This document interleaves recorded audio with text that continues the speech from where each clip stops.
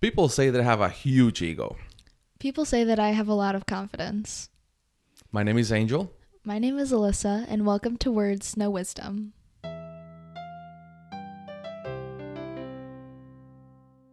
Hi, Alyssa. Hi. All right. So there's a fine line between having a huge confidence and having a big ego.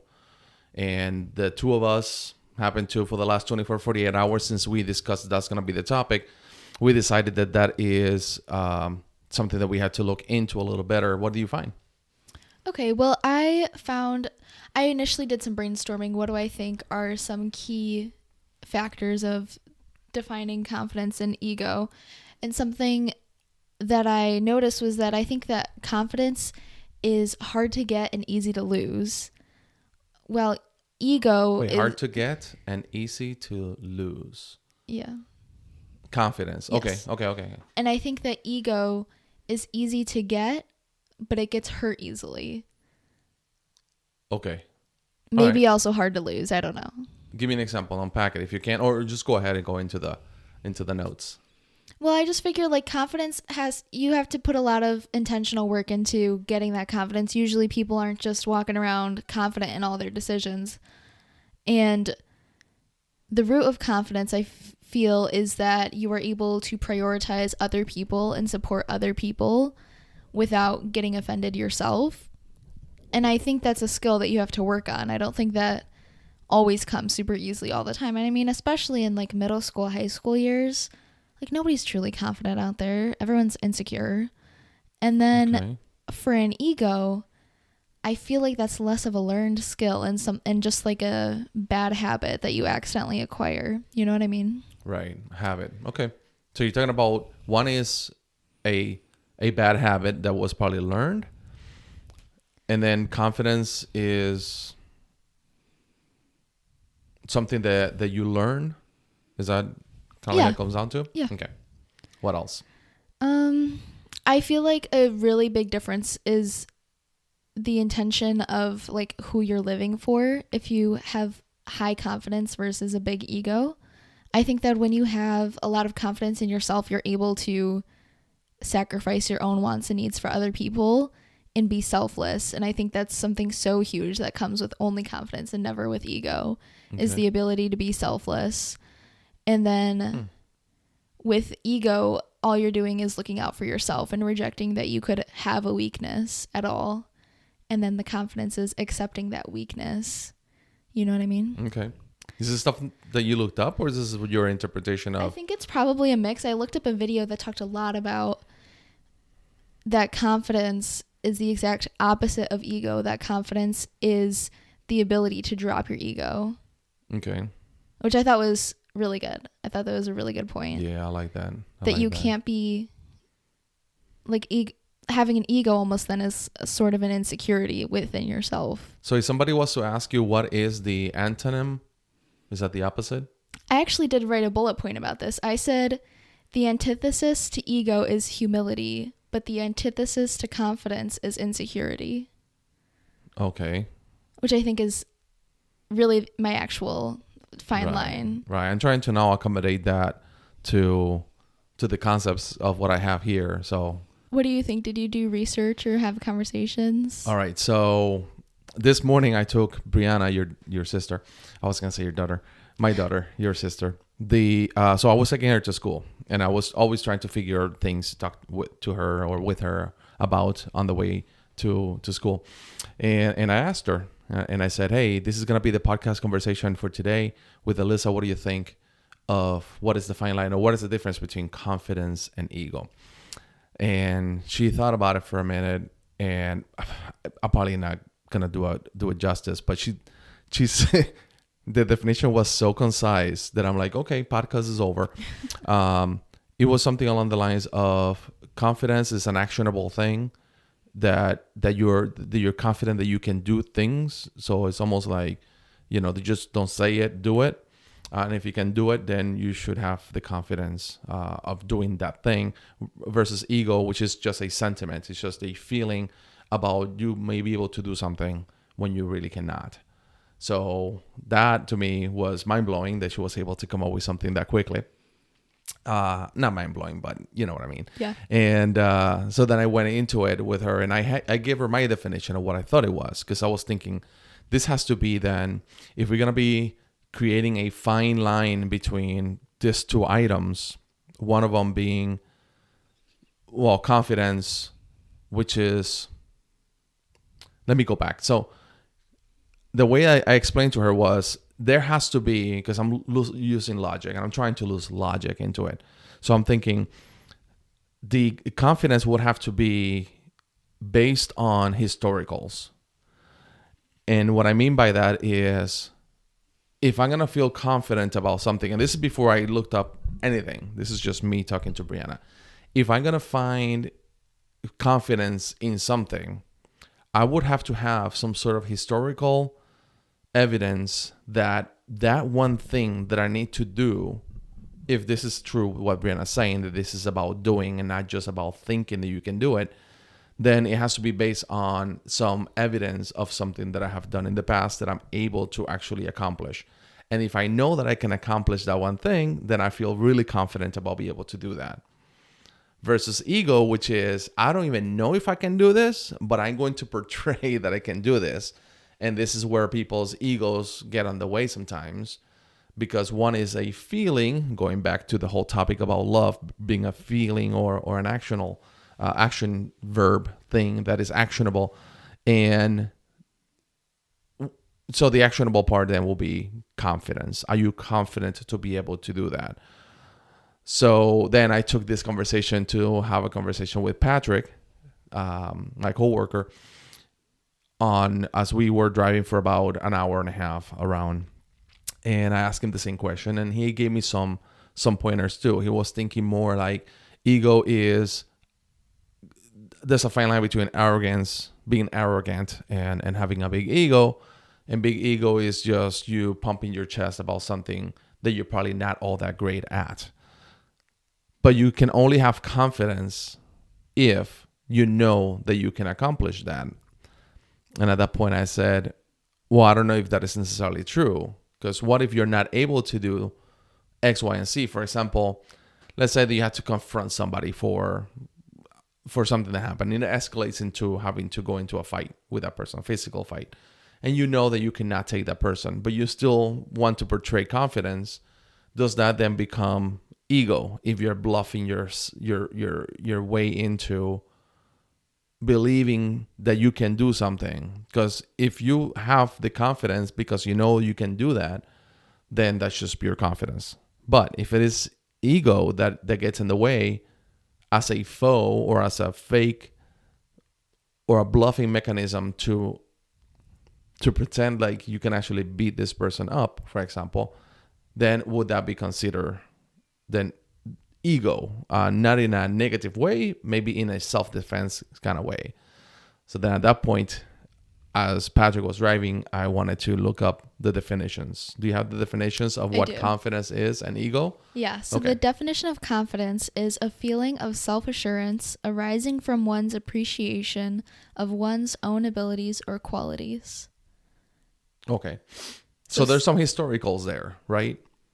I mean, there is, in order for you to be able to get to having an assurance about you yourself, it must be based on whether or not you have been able to do it, you think you can do it, you can size the situation and be able to determine whether or not you can do it. And then that's when you can even physiologically have that reaction of, yes, I can do this. Hence, I am very confident. Okay. Yeah. I really like the word of appreciation in that definition. Appreciation. So you are self-assured to appreciate your abilities and qualities. Okay. In the most simple terms. And for ego, the definition is a person's sense of self-esteem or self-importance. Okay. Because in the definition that I read earlier, it had the word exaggerated, which was almost like a exaggerated sense of your capabilities. Or is that one for arrogance? I'm going to have to look that up again. But anyway, to me, clearly one sounds like just the feeling of being able to do something, versus the other one is the feeling of how you feel confident because you know that you are able to accomplish X, Y, and Z, right? So I don't think they're necessarily opposites. They just have different spectrums. So my question to you is having a big ego, because I know that it has a negative and bad connotation. This is having a big ego always a bad thing, or is there a time in which having a big ego is good without having to get into the definition of good?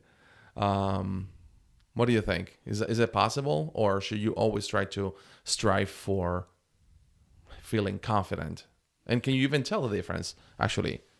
Well, I think that if earlier I said if the antithesis to ego is humility, and your choices are to err on the side of a bigger ego or humility, then your choice should be humility. You know what I mean? Right. But is the ego okay? So if you feel like you have a big ego, you want to replace that with humility. Okay.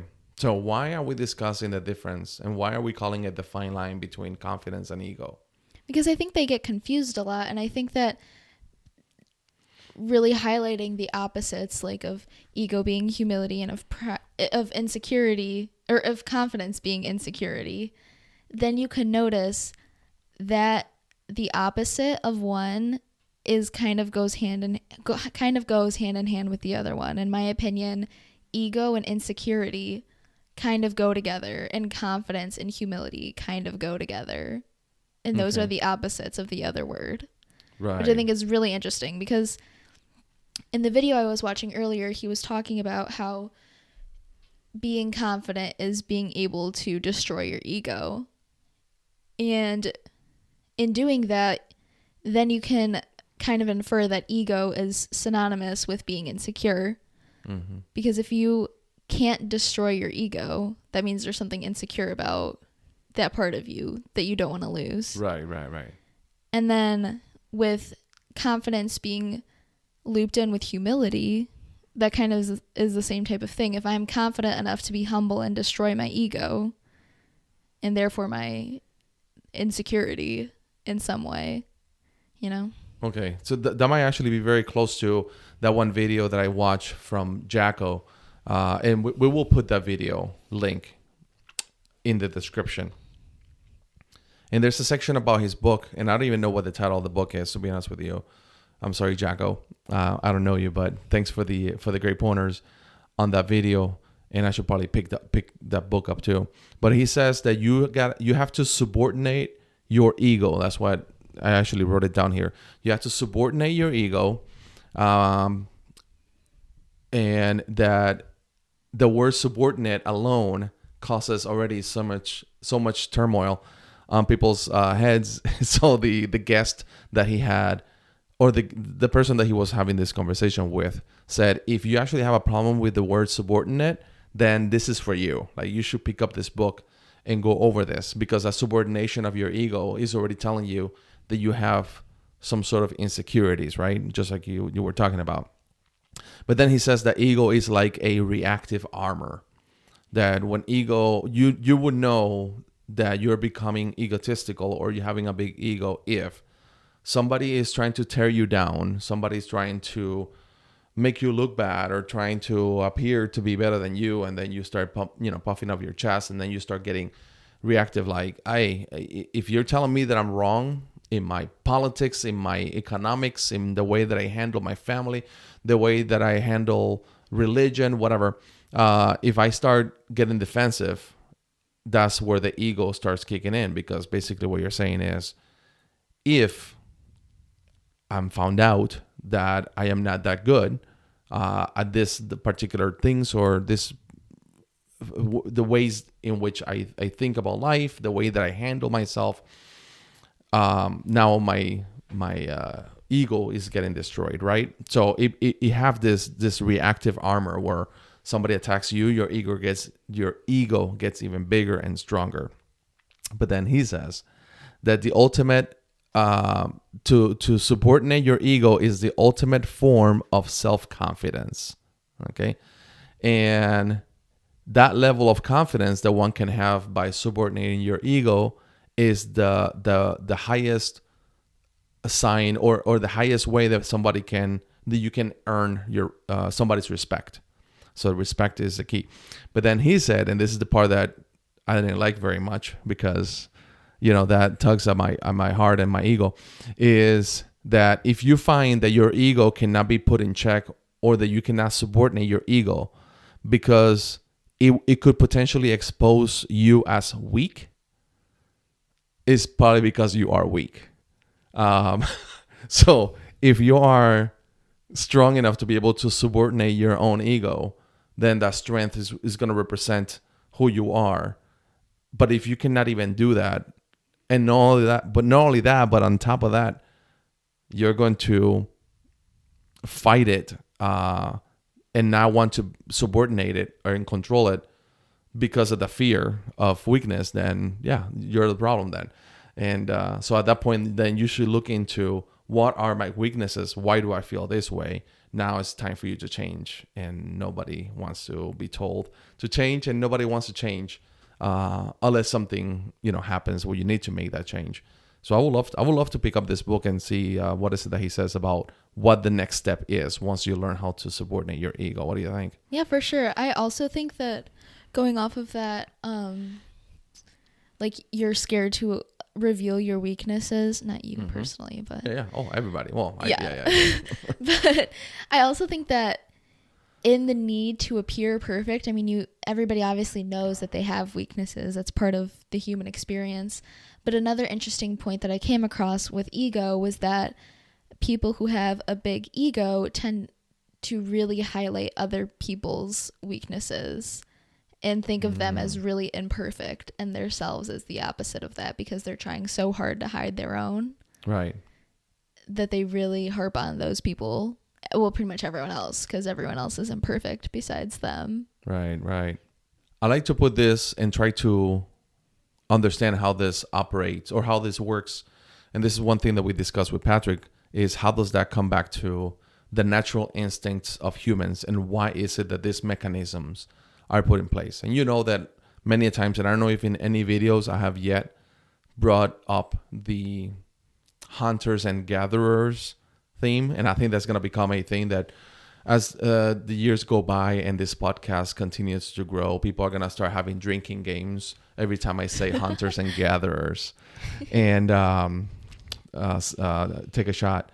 So I was trying to understand, so why would we need to have internally, just the same way that we have love, that we have fear, that we have systems that are natural animal instinct behaviors to protect ourselves? Why? I understand why we will have to have confidence, especially if you're going out there to hunt, or if you are trying to protect your village, or if you're trying to protect your kids from sicknesses, from animals, from nature. But ego, why? Why and how? How did that come about? Is that something that has been created with the evolution of society, or you think that's something that is just innate, that back in the day even cavemen had egos? I think that it might just truly stem from pride, and and that being the worst deadly sin. I mean, I don't know when those sins all originated. I mean, after original sin, I suppose. Right. So if pride being the worst and most difficult sin, ego stemming from pride, I assume that's kind of how the trajectory of that trait came about. And you think that there was pride back then, in like a caveman would have pride? Yeah. Okay. I don't know why. I have nothing to back that up. Yeah, no, and this is okay. It's a words, no wisdom.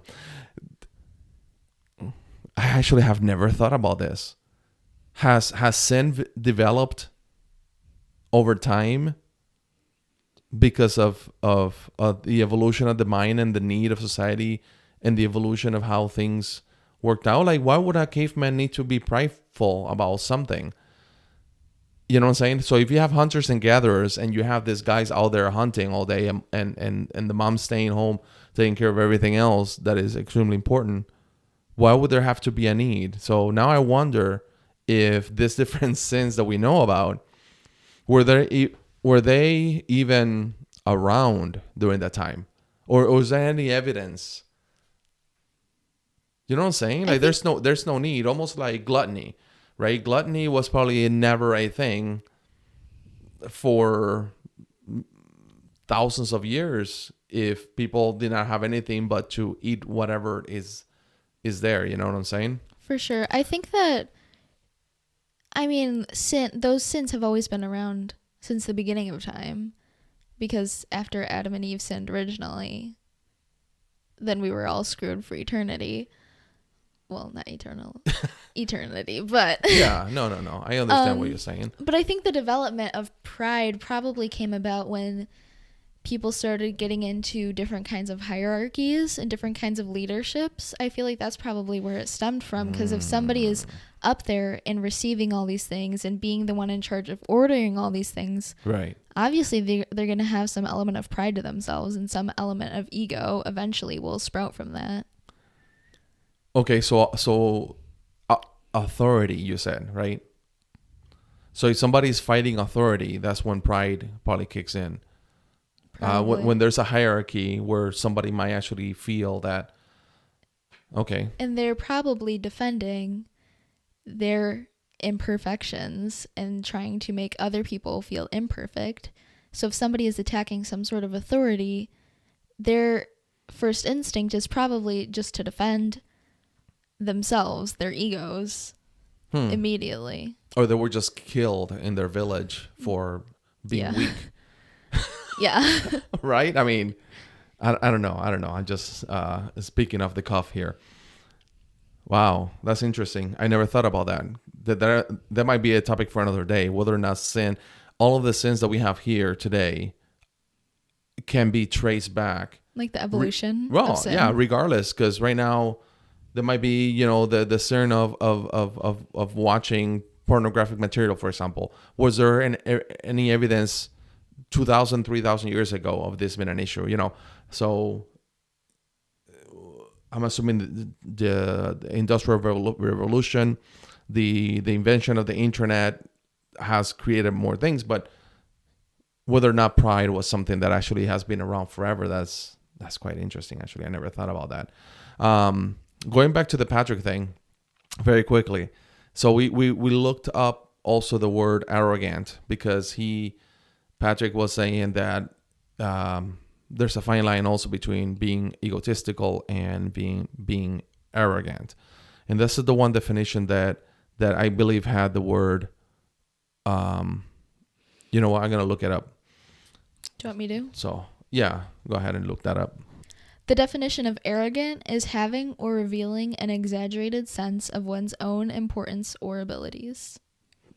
Okay, so arrogance would then be the opposite of confidence. So this one is actually you thinking that you can do X, Y, and Z, and not be able to actually be able to do it, while confidence is your actual sense of feeling very positive about being able to achieve X, Y, and Z based on historical events, or not historical events, but historical experiences that you have in your life that gives you that particular confidence. Because no matter how confident any person is, there is at least one thing that the person is not going to feel good about. Like a person that's super good with sports, but then they suck at math. Then they're going to feel very confident when they have when they come across a math problem that they might not know about. Okay. And so Patrick and I were discussing that, and then we went into the word, cocky. And I guess they just probably have different nuances of why is it that there's so many different definitions for words that are similar to egotistical and arrogance. So the question for you is, we originally put this as one of our topics of discussion because you and I have a pretty strong sense of confidence and sometimes egotistical demeanors, which many a times are just for fun. just to portray something, or to almost because of the whole notion that we are Puerto Rican, or that I am Puerto Rican, and then so are you. And I guess the question is now, is it appropriate to ever being egotistical, or is there a moment or a way or a reason for one to have a big ego, and how does that help you in life, or should that always be crushed? I think it should always be crushed. I Okay. mean, I'm careful of giving absolutes like that, but back to the definition, saying a sense of your self-importance or self-esteem, I don't think that's necessary if you have confidence, meaning appreciation of your abilities and qualities. Okay. Because I think that in any situation, let's say you're at an interview or something and you really want to come off as somebody who's really confident, you don't want to seem like your sense of self-importance is better than everybody else's. You know what I mean? Like, you want to come in there and be like, I know what I know and I know what I don't. And I appreciate, like, these are the qualities that I can bring and I can give to you, but I'm not like all that all the time. You know what I mean? Yeah, and I think that's what Jacko was saying, that if you have to subordinate your ego so that you don't have, so because because of what we explained already before, you don't want to be portrayed as weak, and that's why you're doing that. But that actually makes you weak, or makes you look like a fool, when you should be able to just feel confident of the things that you can do. But what happens if you cannot do something? Like, for example, is there a time, or what would you call it, when you have to portray confidence even though you know that you're not able to do it, in order to get yourself out of a dangerous situation, for example? What would that be called then? Just fake confidence then? I mean, is there a word that you can think of that uses, so again, let's a building is on fire. I'm not feeling confident. I've never dealt with a situation in which I had to go into a fiery building, right? So I'm not gonna have the confidence to go in there. Maybe bravery might then be a Yeah. word. Okay, that's what I was thinking. It could also play into like fight or flight type of thing. Like, even if it's not that deep where you need to either fight or flight, but just in general, if there's a situation where you're like feeling unsure and your natural instinct Okay, is to either fight and, you know, be brave like that, or flight. got it. Be So we can all agree that having a big ego can only be used, or should only be used, when just playing into an inside joke, or yeah. just among family, among friends, even when the reality is that you do not have all that, or that you're not all that, and you still Right. play it off as you did. Not that you don't, but Yeah. Do you think there's a like some sort of difference between if something happens, let's say you're in an interview and somebody asks you a question and you don't know the answer to it? Do you think there are different situations in which like some sort of variable hurts your confidence versus hurting your ego? Like, do you think there's a difference between those two? oh, that's a Like, good one. pains to your being? Yes. Oh my God, that's a good one. Oh, absolutely. You think they're different? Like, Part- feeling a hurt of your confidence versus hurting your ego? Yeah, no. Well, yeah, absolutely. I think there will be a big difference, because one will be, somebody says in an interview, so tell me about a moment in which your sales percentage went from having a success rate of 20% to 10%. And then also I'm thinking, I've never been in sales, but I'm applying for a sales position. So at that point now, he's questioning whether or not you have the capability of doing this. So your brain goes into the historicals of your experiences. You cannot do that. Your confidence is being tarnished, versus somebody saying something about your persona. Uh, yeah, I will say that it would not have to be about something that is a skill, where somebody is questioning you whether or not you have the skills to be able to do that, but it will have to be about maybe your looks, your demeanor, your years of experience. No, because then that will be confidence too. I don't know. I don't think there's a difference. Okay, I think as you were talking, something just came into my Mhm. mind, and I think that if somebody accuses you of something that is true about yourself, Mhm. I think that hurts your ego more than your confidence. Oh yes, But if absolutely. somebody like tells you something that you either like didn't know about yourself, or like something that you were unaware of, or like was kind of out of your control because you didn't have some sort of awareness over the situation, that would hurt more your confidence. I agree. You know what I mean? Like if somebody tells me like, what do I know that I'm bad at? Like if somebody tells me you are so bad at math, like you sit in that classroom and you have a confused look on your face all the time, that won't hurt my confidence because I know that. I know that in pre-calc I'm sitting there like, I don't know. And True. that would hurt my ego more than my confidence because that damages my want to appear perfect. Right. But if somebody tells me like, oh hey, when you were like public speaking, you said a bunch of times. Like that, my ego has nothing to do with that. That just hurts my confidence in public speaking a little bit. You know what I No, you're mean? right. You're right. How can someone use that then to their benefit? Because I will say, man, that's so true. And to be honest with you, if we're gonna be speaking honestly, I will say that the times that I am the most, that I lash out at the most to people, is when my ego has been tarnished or attacked. There's hardly any other way. Somebody can, I don't know, hit my car and I would not be upset. But somebody says the dishes were not put in the dishwasher properly and that's why they're all dirty. That drives me crazy because it's now pointing out to me, like you said, is something that is true. Now you're telling me that because I did not do this right, I am 100% insignificant and I am a total loser, when that is actually not true.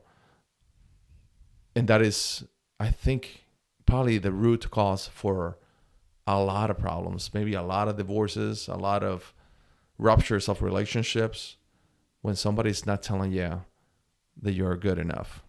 Darn it. That sucks. Agreed.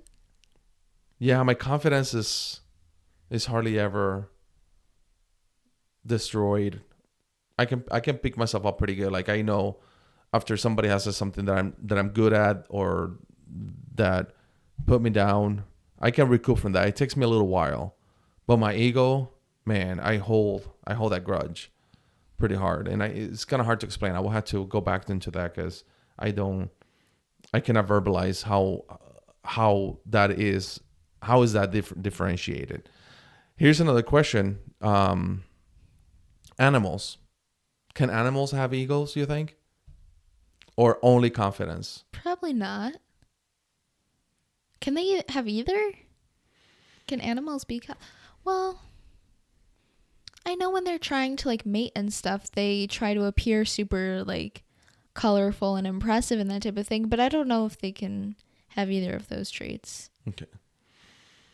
Yeah, I was talking to Patrick about that, and I was asking him the same question because I was thinking back into the hunters and gatherers. So if I need to portray confidence, either in front of an animal, a lion, or the tribe, or another man that is trying to court women, and I'm supposed to have a particular hierarchy that I need to impress, then I would have to have confidence and portray the confidence. But I don't know if that is something that is like an animal instinct type of thing. That it's not something that you're necessarily plotting and planning and scheming. So if that is the case, then ego would have to then be something that is constructed. It's something that the human brain is able to actually concoct, right? To say, I am going to say these things. I'm going to portray these things in order to appear to having more importance, be stronger, be faster than anybody else, even though I have not proven that to be the case. So I was wondering if animals could do that. Could are they able to, or is it all instincts? They probably can't. They probably cannot transaction confidence, arrogance, cockiness, or egotistical behaviors. No, because if those things stem from pride, I don't think animals can really sin. So, Touche. but confidence I think Right. is different because that's not really a sin unless you use it for bad things. Okay. That's something that you have to do, I think, in general in life all the time. So I feel like animals can probably have confidence, Okay. but not an ego. So again, then, if you're trying to court somebody, if you're trying to date somebody, you're trying to impress somebody, showing yourself as an egomaniac, could that be ever be a any way a tool for attracting somebody other than just being funny, like, oh my god, he's so silly, or oh my god, she's so ridiculous, and then that kind of like is what attracts you to that person. Of course, it's not something long. No, Yeah, you I don't think so, no. Because I was like, oh, maybe another egotistical person, but I don't think that's even the case because they both want to be perfect and have other people be imperfect. Okay, I'm just So I trying to don't- figure out if there is any way in which having a big ego is helpful or good or inviting or necessary, even if it is for somebody's safety or because it's a life and death situation. But I guess I cannot think of any because based on this episode that I was listening to, then it says no, you should always subordinate your ego. So if you find out that there's something that you cannot do, be quick to admit it so that somebody else can go ahead and take that role and be able to satisfy. But let's say that somebody is trying to steal my baby from my stroller, and I'm on the street. What is it that I have to do?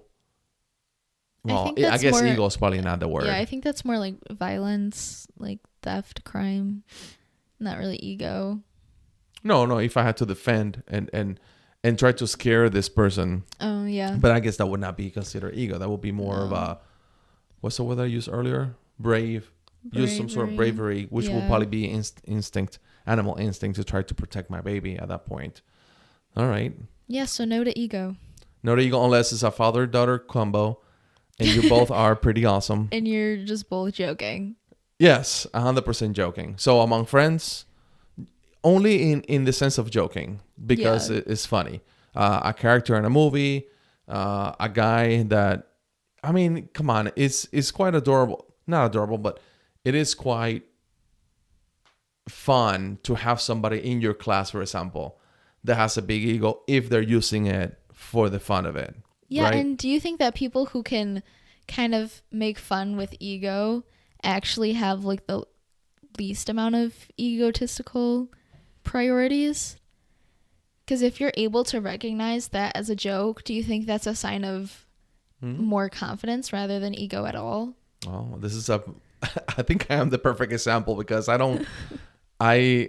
especially in front of Jaden, which is my son, who's my son, the amount of egotistical things that I do just to annoy him, even though he knows that I have my weaknesses, is quite hilarious. And I do that among friends, among family, but yeah, it is true. And I don't think I am naturally an egotistical person, nor am I a highly confident individual in all areas. There's some areas in which I feel confident, but then at the same time, what I do is I look at the evidence of my life, and the question is, should I feel confident? Because I have been able to have an incredible kids, incredible wife, that is super supportive, kids that hopefully they have grown up to be at the image and likeness of their dad and mom. So I think combined we have done a good job. Not to pat myself in the back, but my business is going well. Clients are satisfied. So I think that there should be a level of confidence that somebody has to feel about what they have done. And at the same time, I think that the results of somebody's success will be also based on how confident they are and they feel. But what if you cannot even fake confidence? Like, what if you're starting from the bottom and you don't have the confidence or the historicals to be able to show to people, hey, man, I am capable, very capable of doing these things? Can that person then now just fake confidence in order to move on to the next level? Maybe the book will talk about that if I pick it up. The first word that came to my mind was just perseverance at that point. Like, okay. I think that faking confidence is like can't be the foundational step. I think that achieving some sort of quality or some sort of goal that you had or some attribute that you have has to come before feeling confident in that situation. Maybe. Mm-hmm. We're going to have to look. I'm probably going to pick up the book because I do have to actually get myself another book. My guess is that it's probably going to go from there into a self-motivational type of thing, what it's going to say, okay, now that I'm telling you that your ego has to be put in check and you have to, subordinate to your ego, and you actually find out your levels of weakness because, I mean, he bluntly says, if you cannot subordinate yourself, it's probably because you're weak and you don't want people to see, then what you have to do is now check out to see what are your weaknesses and let's go ahead and start working on those. But what if you're not? What if you are? Well, I guess everybody will have to have some sort of weakness at some point. Because even the greatest person in the world that has almost no weaknesses, they still have other levels of mastery that they can get into to overcome their weaknesses. I'm rambling now. So if somebody were to ask you, like, how can I make sure that I'm confident and not egotistical? What would your immediate short answer be? Check yourself to see if you are lacking on the traits and the skills that you need as a human in this society to be able to feel confident that you're able to accomplish different things. That's very wordy. I know that you wanted a short answer. But I think that is it. If you're not confident, it's because you probably do not have what it takes. But you may not have what it takes just because you have not explored or exercised the muscles of those different elements of life. How are your relationships? How's your physical stance? How's your diet? How's your spiritual life? How are your finances? Like there might be that you have a lot of those particular areas in shambles, and because of that, your confidence, of course, is almost like a reciprocal thing. Check to see if those things are in check. If all of them are, pretty bad and leaning toward weak, then there's no way that you can feel confident about life in general. That'll be a thing, and then there's something that I had to work on myself too. I'm not preaching here that I have all the answers, but I mean, this is exactly what I got from them. So That's why when I get the book to see if there's at least a checklist or something that says, hey, man, have you checked these things lately? So that I can go ahead and start working on some of those and start growing. All right. So final thoughts is don't be egotistical. Subordinate it, right? There's no instance in which having a big ego or being egotistical is a good thing or a useful thing unless it's for the pure comedy of it, right? Yeah, and I would say that deciphering if you're humble versus insecure has a lot to do with whether you can build up an ego or build up confidence. You know what I mean? Like if you're insecure, you want to mask that with ego. Right. But if you're humble, then you can use that to find confidence in other areas. Okay. And then I would also say that ego is looking out for yourself to cover up your weaknesses and find imperfections in others, while confidence is being able to support others because you don't have to have it all and other people can have what they have. Perfect. Or you can just be Puerto Rican. And have it all. Have a good night. Thank you. Bye-bye.